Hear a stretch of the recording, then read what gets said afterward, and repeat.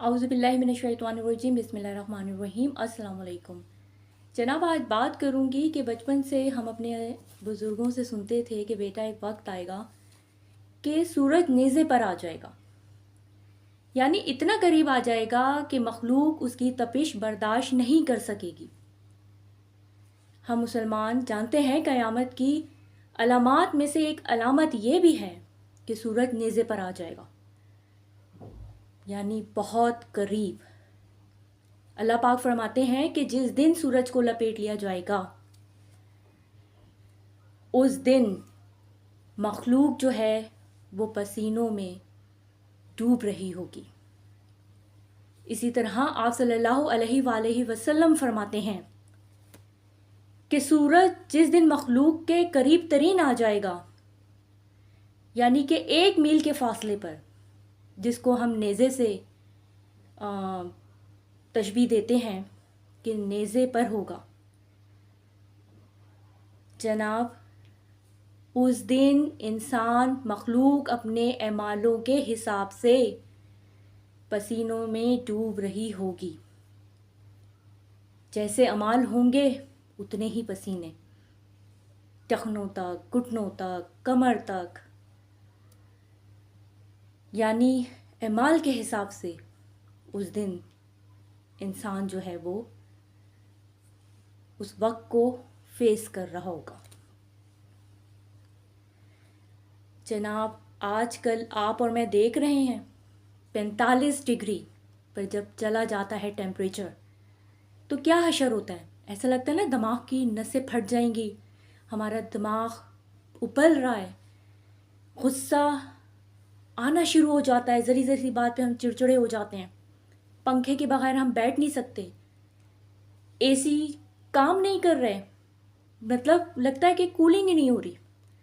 कमरे से बाहर ज़रा किचन तक जाएं तो सही, 1 मिनट में आप सोचेंगे कि सब कुछ फेंक दो, छोड़ दो और वापस पंखे के नीचे जाके बैठ जाओ। कितनी बुरी हालात इस टाइम जो हैं वो हम फेस कर रहे हैं, सिर्फ सूरज की वजह से, गर्मी की वजह से, तपिश की वजह से। घर में बैठे हुए तपिश महसूस हो रही है, पानी ऐसा खोलता हुआ आ रहा है कि जैसे हम सर्दियों में गीज़र ऑन करते हैं ना तो 80 टेम्परेचर पे चला जाता है, 70 टेम्परेचर पे जितना खोलता हुआ आता है उतना खोलता हुआ पानी टैप्स में आ रहा है। आप सब वाकिफ़ हैं। तो क्या ये चीज़ कभी हमें सोचने पे मजबूर करती है कि कहीं ये वही वक्त तो नहीं कि जब सूरज नेज़े पर होगा? क्या कहीं क़यामत अनकरीब तो नहीं है? क्या हम क़यामत की तरफ बढ़ तो नहीं रहे? दुनिया का इख्तिताम तो नहीं होने वाला? क्या कभी हम सोचते हैं? हम तो बस सोचने वाले ज़रूर सोचते होंगे, यकीन करें, और अल्लाह से तौबा करते होंगे, इस्तग़फ़ार करते होंगे कि ऐ मेरे रब हमें माफ़ फरमा दे कि ये तो वाकई क़यामत के आसार हैं। और जो नहीं सोच रहे वो नहीं सोचते, कुछ फ़र्क नहीं पड़ता। हमने कितनी तैयारी की अपनी आखिरत की, कब्र की। सोच लिया मरना है, सब ने मर जाएंगे, कब्र में जाना है, सब ने जाना है, हम भी चले जाएंगे। लेकिन क्या कब्र के अजाब को कभी सोचा है आपने सुकून से अकेले में बैठकर? क्या कब्र हमारी जो अमाल इस टाइम हमारे हैं दुनिया में, कब्र कुशादा होगी, रोशन होगी, ठंडी होगी? क्या हम तरह तरह के कीड़ों से महफूज रहेंगे? क्या हमें कब्र का अजाब नहीं फेस करना पड़ेगा? और क्या कब्र का अजाब बहुत बदतरीन नहीं होगा जिनके अमाल ख़राब होंगे?